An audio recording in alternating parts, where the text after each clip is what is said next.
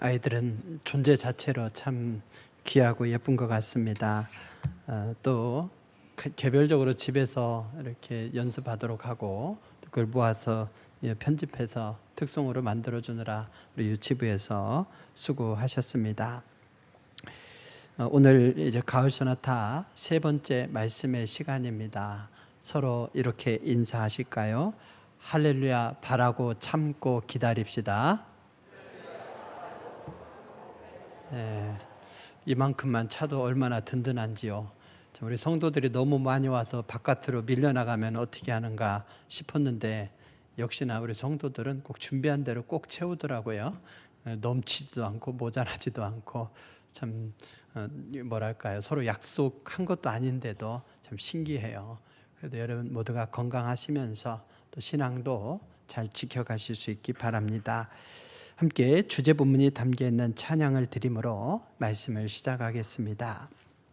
사랑하는 자들아 찬양하시겠습니다.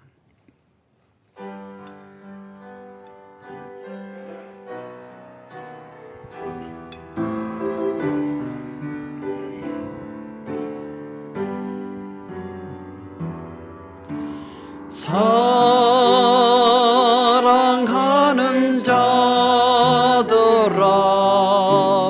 우리가 서로 사랑하자. 사랑은 하나님께 속한 것이니 사랑하는 자마다 하나님께로 낫도다.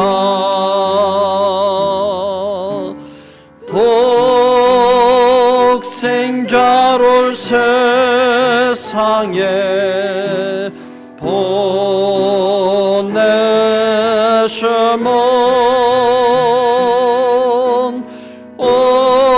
우리를 살리게 하시려 화목제로 보내셨도다.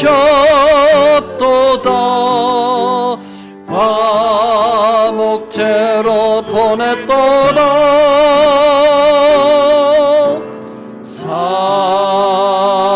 사랑하는 자들아 서로 사랑하자. 사랑은 하나님께 속한 것이니 서로 사랑하면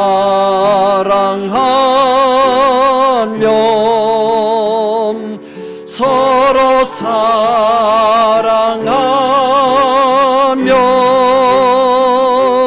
주께서 우리 안에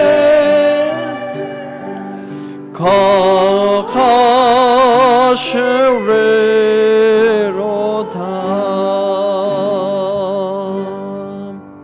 아멘. 서로 이렇게 한 번 더 인사하실까요? 할렐루야, 알고 믿읍시다. 옛날에는 뭐 덮어놓고 순종하고 믿으라 이랬는데 알고 믿어야 됩니다. 요즘같이 이단이 많은 때가 없어요. 이단이 요즘은 더 떳떳하게 더 큰 소리치는 시대이기 때문에 이때 우리가 참과 또 거짓을 잘 분별하면서 바른 신앙으로 살아가야 됩니다. 이단만 문제겠습니까? 여러분 사랑에 대해서 어떻게 이해합니까?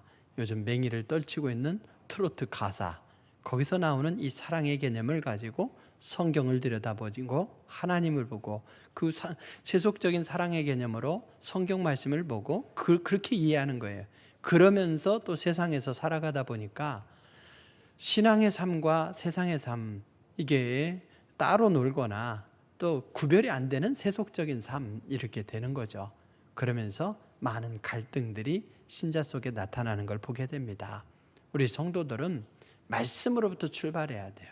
그래서 말씀이 가르쳐주는 그 진리를 따라서 살아가야 되는 거죠. 그 삶에 적용시키면서. 특별히 사랑이 그렇습니다.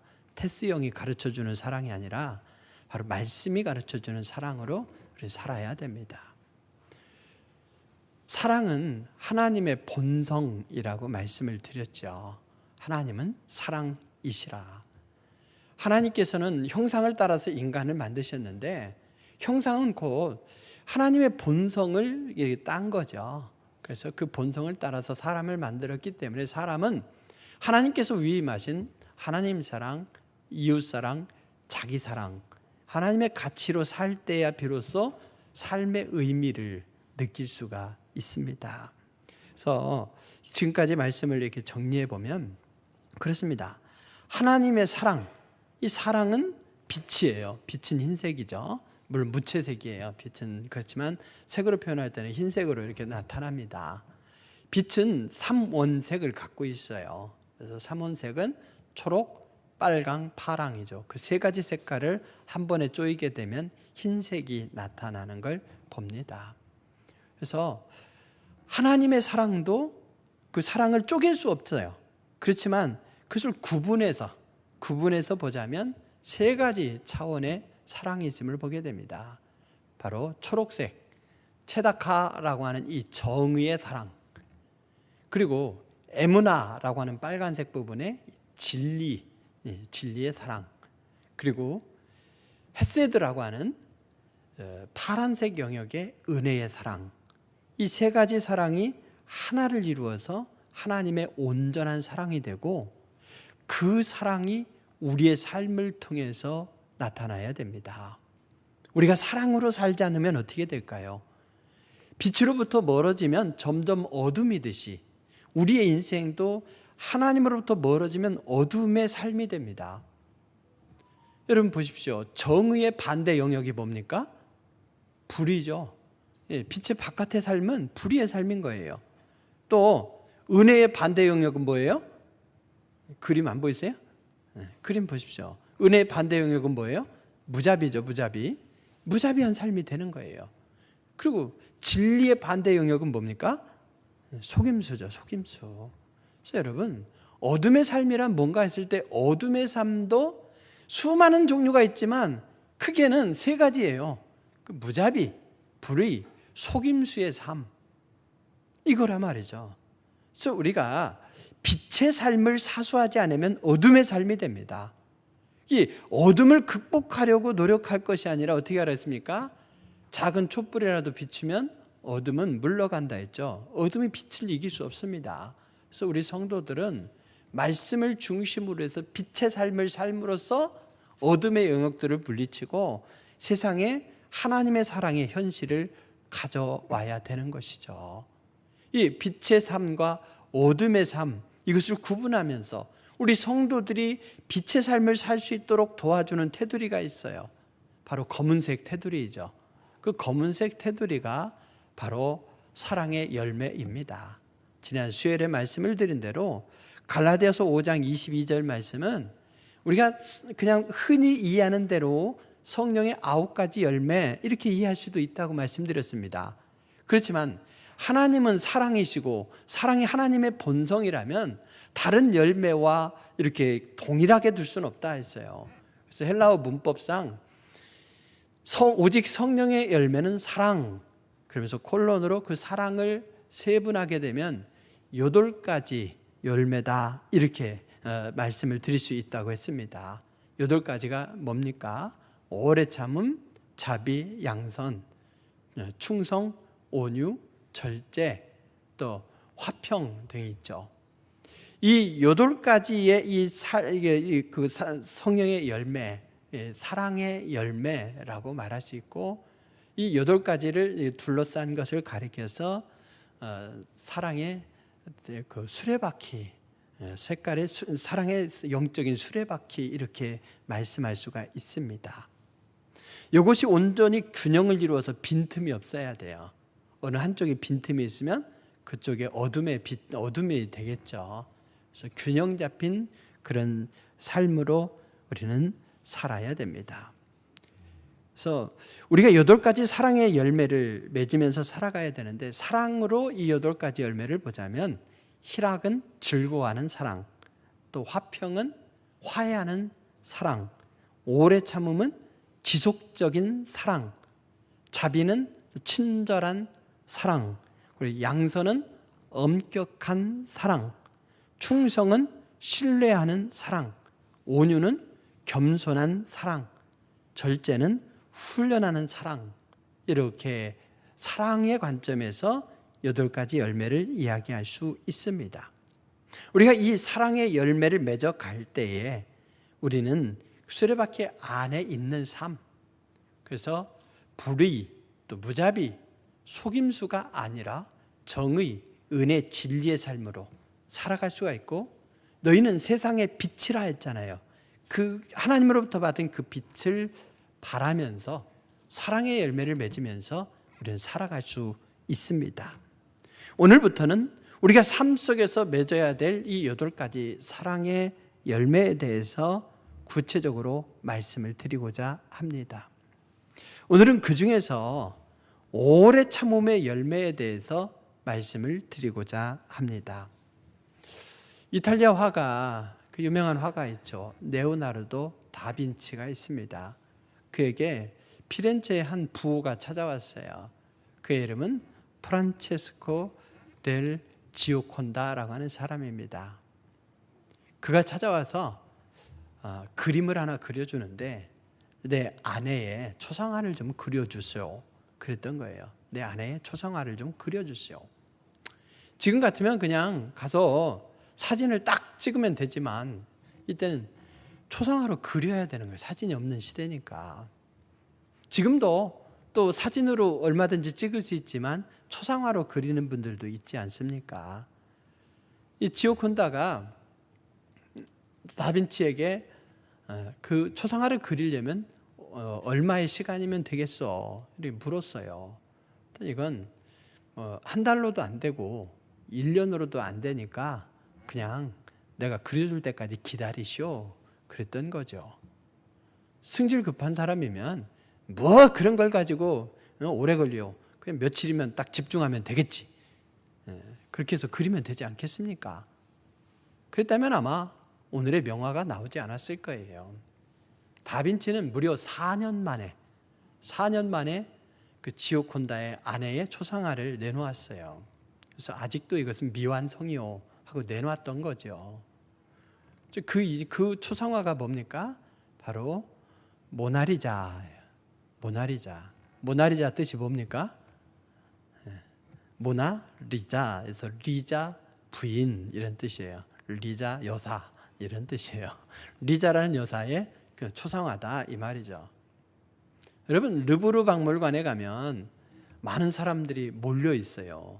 어디냐? 저 그림이 크지도 않아요. 근데 수많은 명화들이 벽에 여러 개씩 있잖아요. 근데 이쪽 벽면은 모나리자 그림 딱 하나만 있어요. 그 넓은 벽에. 그리고 그 가까이 접근도 못하도록 테두리도 있어요. 테두리도 있어요. 거기서 사람들은 조금이라도 가까이 들여다보려고 모나리자를 보는 거예요. 코로나가 극복되면 가서 르브르 박물관에 가서 다른 그림은 못 봐도 저 그림만은 보시기 바랍니다. 수수한 검정 드레스를 입고 신비롭고 아름다운 미소를 띠고 있죠. 특징은 뭡니까? 눈썹이 없어요. 왜 눈썹이 없는가? 그 당시에 아름다운 여성의 기준 중에 하나가 넓은 이마였대요. 그래서 넓은 이마를 표현하느라고 눈썹까지도 깎았다는 이야기도 있어요. 그 이유 때문인지는 모르지만 어쨌든 눈썹이 없습니다. 그리고 눈에 초점이 없어요. 그냥 무한정 시선이죠. 세상에서 가장 아름다운 미소로 남아 있습니다. 어떻게 해서 이 명화가 나왔습니까? 지오콘다가 작품을 의뢰하되 작가에게 전적으로 맡겨놓고 기다렸기 때문이죠. 오래 기다렸기 때문에 이 작품이 나온 겁니다. 명작은 인내로 만들어지는 겁니다. 그런데 현대인들은 어떻습니까? 속도를 굉장히 중요시 여기죠. 속도가 돈이라고 여깁니다. 그래서 그걸 위해서 목숨까지도 내놓는 거예요. 목숨까지도. 여유를 갖고 싶어도 또 사회 구조가 속도를 요구하기 때문에 속도에 밀려 삽니다. 아파트 브랜드 중에 이 편한 세상 이런 브랜드가 있죠. 이걸 패러디해서 현대사회를 이 빠른 세상 이렇게 이야기하는 사람도 있습니다. 예스24라고 하는 온라인 업체가 모토로 내세운 게 있어요. 뭐냐? 오전에 주문하고 오후에 읽자였어요. 오전에 주문하면 오후에 온대요. 물론 그 속도는 아니지만 그 정도로 빠른 속도를 추구한다는 거죠.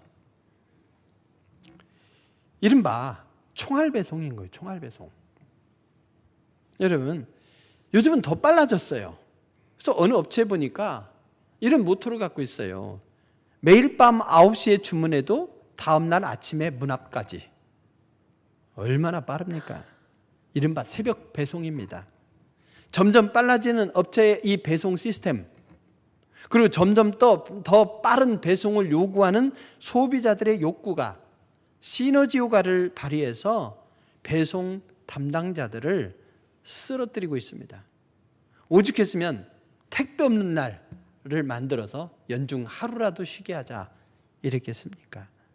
이미 빠른 속도에 길들여진 이 소비자들은 아무리 배송 담당자들의 어려움을 배려한다고 해도 한번 주문하면 일주일 혹은 한 달 걸리는 시스템 견디지 못할 거예요.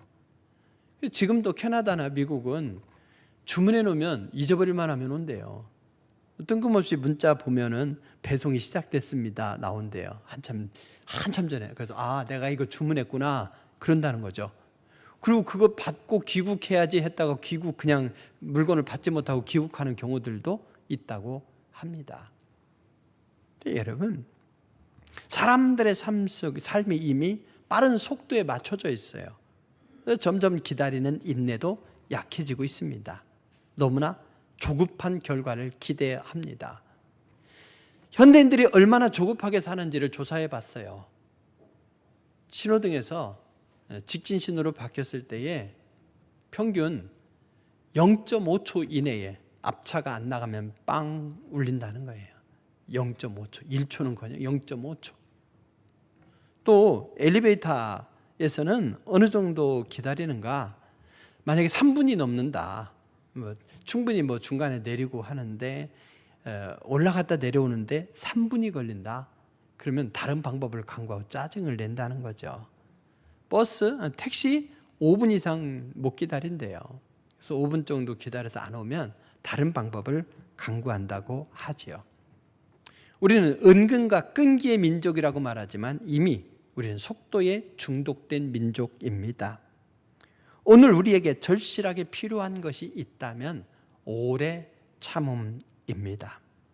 사도 바울은 고린도전서 13장 이 사랑의 찬가에서 여러 가지로 사랑에 대해서 이야기합니다. 그 중에서 하나가 뭡니까? 사랑은 오래 참고, 참는 것이 사랑이라는 거죠. 사랑과 오래 참음은 필연적인 관계입니다. 사랑하는 만큼 오래 참는 거예요. 자녀가 빗나갔어요. 어머니는 어떻습니까? 얼마만큼 참습니까? 그 아이가 끝내 바른 길로 돌아올 때까지 참아요. 사랑의 깊이, 사랑의 양이죠. 여러분, 남편이 바른 삶으로부터 벗어나서 엉뚱한 삶을 살고 있을 때에 아내가 그걸 참으면서 기다리는 거예요. 오래 참음이죠. 또 아내가 바른 삶으로부터 벗어났을 때 그것을 참으면서 기다리는 거예요. 누가 더 오래 기다리던가요? 아내가 남편이 아내를 누가 더 기다리나요? 대체로 보면 아내가 더 오래 기다려요. 그거 보면 아내가 남편을 더 사랑하는 거죠. 물론 예외도 있어요. 성경에 보면 호집사가 아내를 가서 찾아오죠. 바로 호세아라고 하는 집사입니다. 여러분, 사랑하는 만큼 오래 참습니다. 사랑하는 사람이 진다고 말하죠. 그것처럼 사랑하는 사람이 오래 참습니다. 8가지 사랑의 열매 중에서 오래 참음의 위치는 어디일까요? 오래 참음의 열매 위치는 왼쪽 위에 있어요. 그냥 대충 8가지를 둘러놓은 게 아니에요.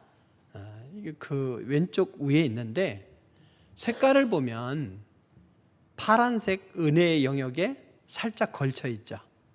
그리고 초록색 영역에 대다수가 있습니다.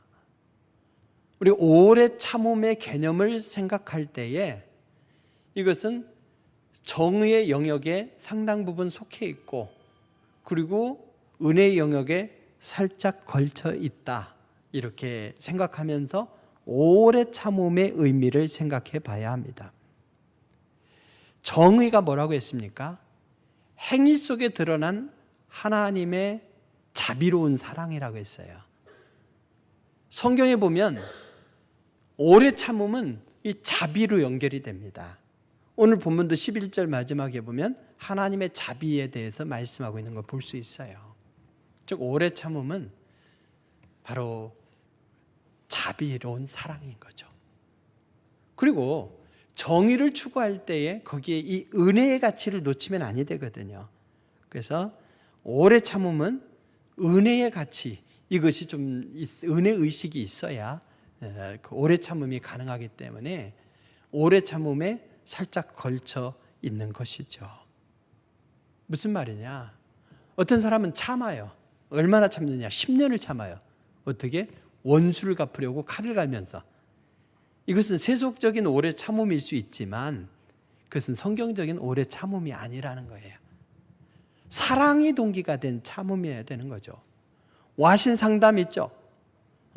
그냥 잠자리도 대충 거친 잠자리에서 살면서 쓴 쓸개를 마시면서 내가 기회가 되면 원수를 갚겠다 이러면서 참아내는 사람도 있어요. 대단한 인내죠. 어떤 집안은 보니까 수백 년 만에 원수 갚더라니까요. 그 자손들은 우리가 왜 당하지? 그걸 모르고 당하는 거예요. 그렇게 뭔가 복수하기 위해서 오래 참는 것이 아니라 사랑이 동기가 된 오래 참음. 자비가 뭐라고 했습니까? 자비라고 하는 것은 강한 자를 향한 자비가 아니에요. 강한 자에게 나를 낮추는 것은 비굴함이죠. 나보다 연약한 자, 차별 대우를 당하는 그 영혼이 공정한 대우를 받도록 내가 섬기는 것, 이것이 자비라고 말씀을 드렸습니다. 사랑을 통해서 나보다 연약한 영혼들을 섬겨주고 높여주며 마침내는 동등한 대우를 받게 해주는 이 자비, 이 자비를 위해서 내가 참아내는 것, 이것이 오래 참음이라고 하는 겁니다. 정의의 모델이 되는 사람이 누구였습니까? 야고보라고 말씀드렸죠. 이 야고보가 오늘 이 오래 정의와 관련된 이 오래 참음에 대해서 말씀하고 있는 거예요. 본문에 보면 이렇게 말씀합니다. 7절에 보면 길이 참아. 7절에 보면 그러므로 형제들아 주께서 강림하시기까지 길이 참으라. 또 보라 농부가 땅에서 나는 귀한 열매를 바라보고 길이 참아. 이 길이 참는다는 의미를 담고 있죠. 8절에서도 너희도 길이 참고 마음을 굳건하게 하라. 10절에서도 선지자들의 고난과 오래 참음의 본으로 참으라. 11절은 헬라어로 보면 지금 이 4가지, 7절에 2가지, 8절에 하나, 또 10절에 나오는 이 오래 참으라는 이 말과 11절의 인내는 헬라어로는 좀 달라요. 그렇지만 큰 의미로 같습니다. 11절에서는 또 참으라고 했죠. 인내라고 했죠. 그래서 대체로 앞에 나오는 이 4번 나오는 오래 참아라고 하는 말은 이 사람들과의 관계 속에서 참아야 되는 것, 11절의 이 인내는 환경 속에서 참아내는 것, 결국에 야고보는 모든 환경 속에서, 모든 상황 속에서 잘 참고 견뎌야 된다, 이렇게 말씀하고 있습니다. 하나님의 백성들은 길이 참을 줄 알아야 됩니다. 오래 참는 법을 배워야 합니다. 오래 참음은 참는 것에 대한 총체적인 단어예요. 잠시 참는 것도 아니고 일정 기간 참는 것도 아니고 뭐예요?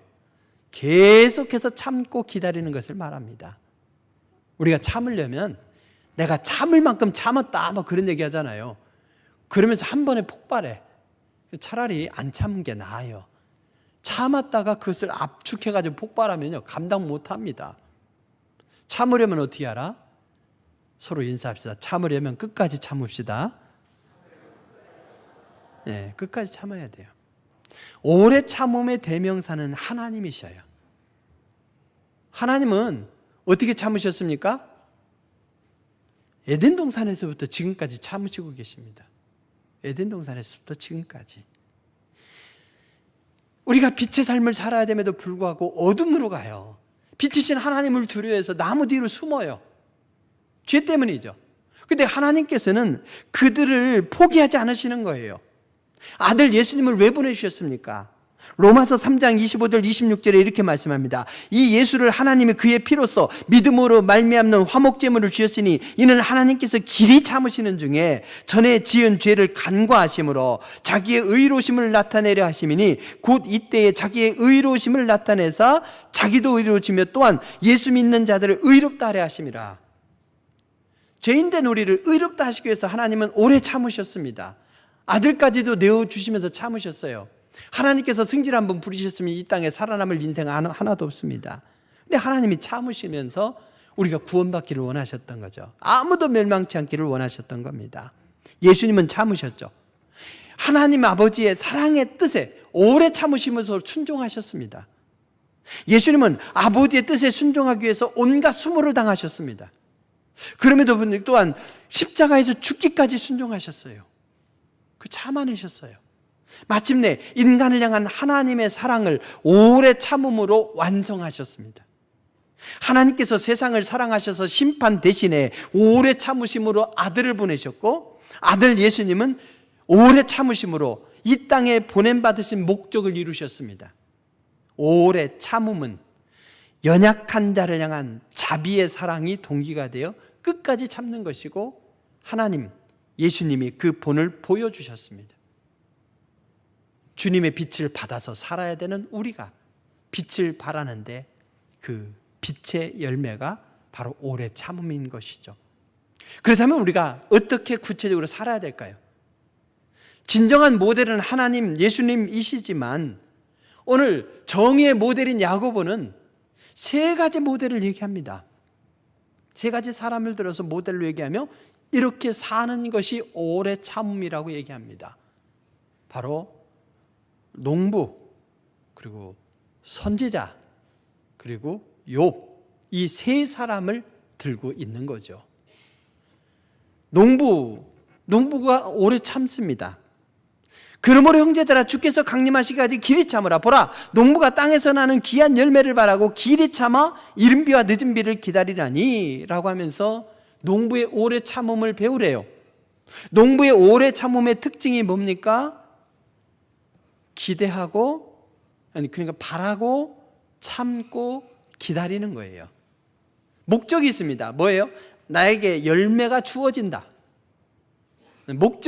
목적을 세우고 하는 것과 그렇지 않은 거 엄청난 차이가 있죠. 특별히 나에게 유익이 있다. 농부는 그걸 아는 거예요. 열매에 유익이 있다. 그래서 그 열매를 바라는 거예요. 바라는 바가 있으니까 열매 맺기까지 참아냅니다. 그러면서 뭘 합니까? 기다리는 거죠. 뭐요? 하늘에서 비를 주지 않으면 안 됩니다. 오늘날이야 관계를 통해서 혹은 기계를 통해서 이렇게 물을 댈 수 있지만 옛날에는 그렇지 않았단 말이죠. 그러면 하나님께서 이른 비와 늦은 비를 주기까지 기다려야 되는 거예요. 기다릴 수밖에 없습니다. 그래서 농부가 바라고 그리고 참고 그리고 기다린 것처럼 그렇게 기다리라. 이것이 참는 것의 본질인 거예요. 성경에 보면 아브라함이 하나님께서 약속해 주신 자녀를 얻기까지 25년을 기다렸습니다. 모세가 40세에 민족을 위해서 뭔가 해버리라 했다가 실패했죠. 서둘렀다 실패했죠. 자기 뜻을 앞세웠다 실패했죠. 그리고 하나님께 쓰임받기까지 40년을 기다렸습니다. 야곱이 하나님께서 약속해 주신 그 약속을 회복하기까지 20년을 기다렸습니다. 농부의 오래 참음은 열매를 바라기 때문에 그때까지 참고 그러면서 하나님께서 채워주심을 기다리는 것, 결과적으로 풍성한 열매를 거두게 됩니다.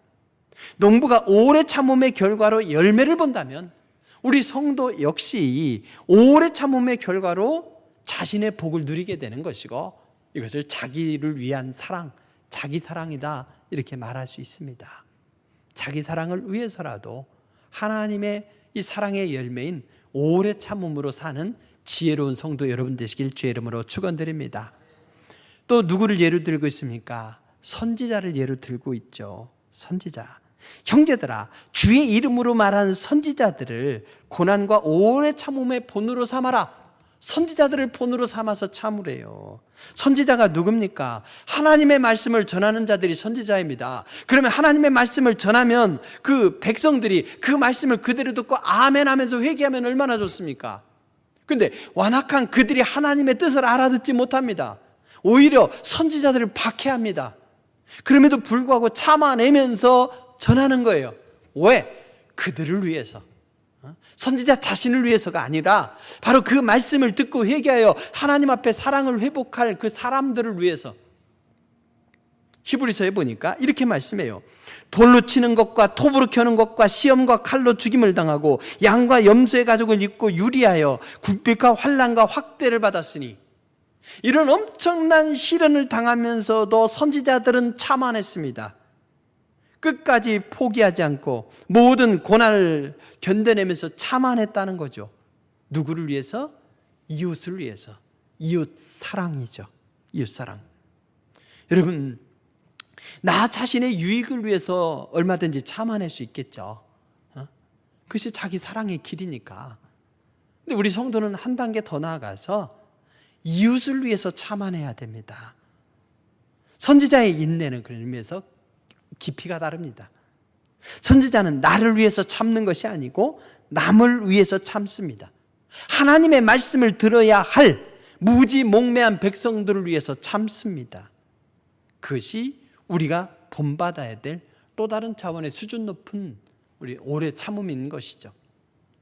야고보는 한 단계 더 나갑니다. 욥의 인내를 배우라고 말합니다. 욥의 인내. 보라, 인내하는 자를 우리가 복되다 하나니 너희가 욥의 인내를 들었고 주께서 주신 결말을 보았거니와 라고 했습니다.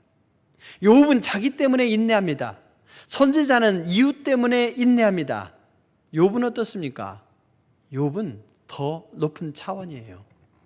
하루아침에 자기 모든 재산이 날아갔어요.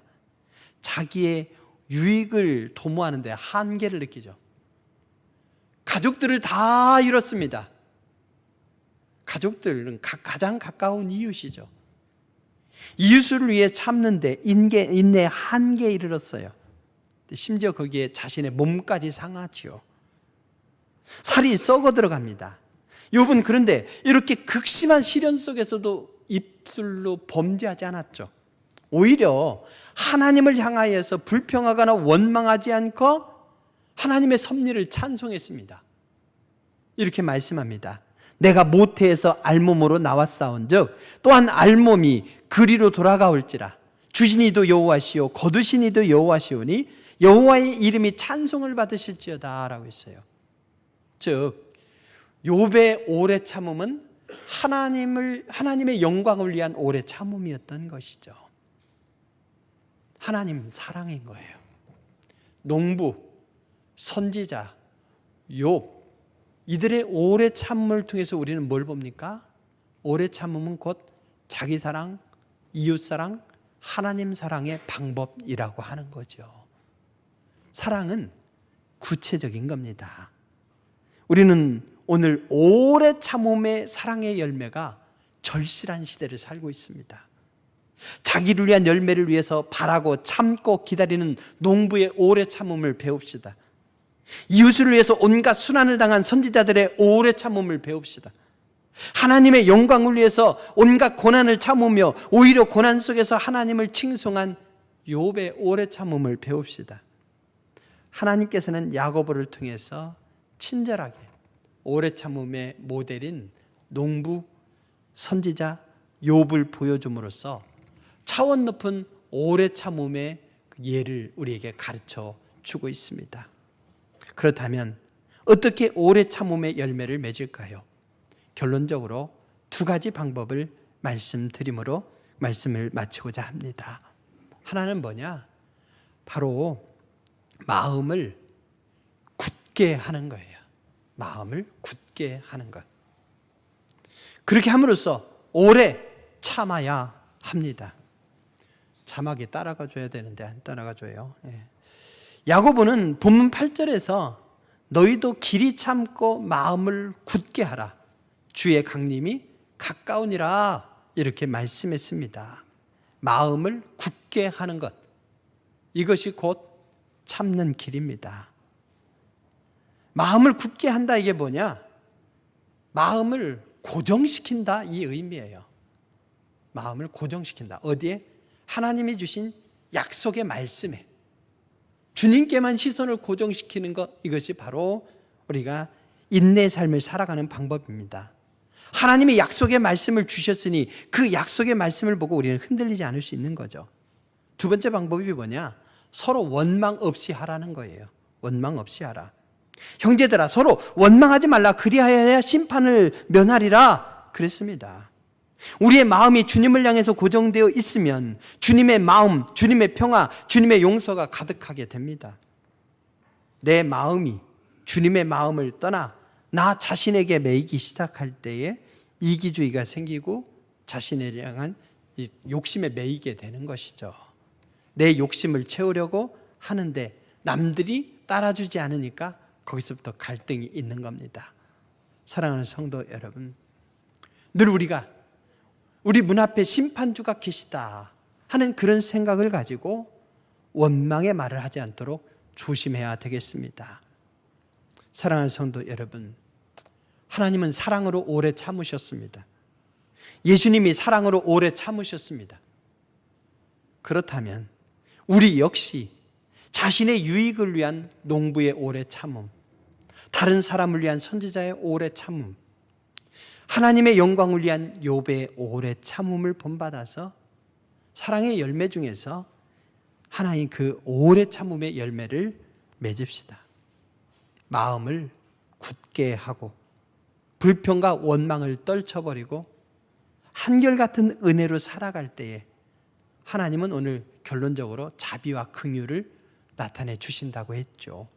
한번 약속하신 것은 반드시 지키시는 하나님을 신뢰하며 인내로 삽시다. 하나님은 그에게 축복을 주십니다. 인내하는 자는 시비를 그치게 한대요. 인내하는 자는 하나님의 구원을 얻는데요. 인내하는 자는 땅을 차지한대요. 인내하는 자는 약속하신 것을 받게 된대요. 인내할 때 얻어지는 가장 큰 축복은 우리가 영원한 그 나라에서 예수 그리스도와 함께 왕노릇하는 것입니다. 수많은 약속이 인내하는 자에게 주어지는 그 약속이 성경에 기록되어 있습니다. 그러므로 오래 참음은 자기 사랑, 이웃 사랑, 하나님 사랑의 방법이고 내게 놀라운 자비의 선물로 이어진다는 것을 믿으면서 어둠의 일을 벗어버리고 빛의 삶을 사는 한 방법으로서 성경이 가르쳐주는 오래 참음의 열매를 맺는 지혜로운 여러분 되시길 바랍니다. 기도하시겠습니다. 귀하신 아버지 하나님, 우리가 농부를 생각하면서 선지자를 생각하면서 욥을 생각하면서 우리 하나님께서 예수님께서 보여주시는 온전한 오래 참음의 삶을 살면서 그 사랑의 현실이 우리에게 귀한 축복까지 이어지는 지혜로운 삶으로 살아갈 수 있도록 함께하여 주시옵소서. 우리의 삶의 여정이 어둠의 길이 아닌 풍성한 빛의 삶이 되기 원하오며 예수님의 이름으로 기도드립니다. 아멘. 218